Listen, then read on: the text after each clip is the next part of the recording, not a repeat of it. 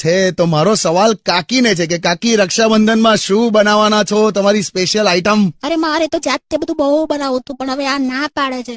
હા તો તું કે કઢીમાં પાસ્તા નાખીને આપું મહેમાનોને તો શું થાય? બધા મારા જેવું ટેવાઈ ના ગયા હોય. કાકી કઢીમાં પાસ્તા તો ના સારા લાગે, સાચું કહું. એટલે ઇટાલિયન કઢી જેવું કોઈ કન્સેપ્ટ જ નથી. પણ એટલે જ બધું હવે તૈયાર જ લાવવાની છું મહેમાનો માટે, ભાઈઓ માટે.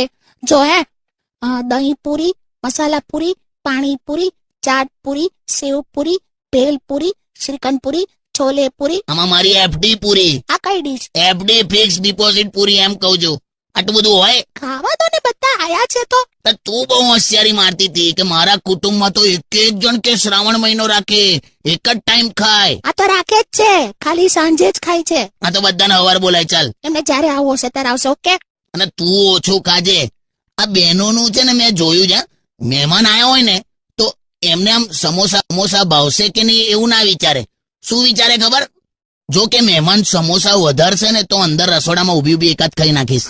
અમે બધી બહેનો આવું જ કરીએ. બકા ખરેખર તું ઓછું ખાજે. તારું શરીર જો, ઓહો હો. હમણાં તું ખાલી કોઈકના ઘરના ગેટ સામે ઉભી હતી તોય પેલા લોકો મને કહેવા માંડ્યા, પ્લીઝ ઇધર નો પાર્કિંગ, નો ગેટ સામે, એ હટાવ, ટેમ્પો હટાવ. હેલો માય યુટ્યુબ ફેમિલી, કેમ છો બધા?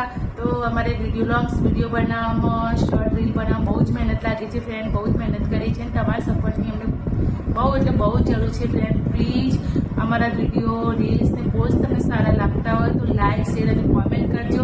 અને જે લોકો મારી ચેનલ સાથે નવા જોડાયેલા છે અને સબસ્ક્રાઈબનું બટન નથી દબાવ્યું તો પ્લીઝ સબસ્ક્રાઈબનું બટન દબાવીને પછી જજો.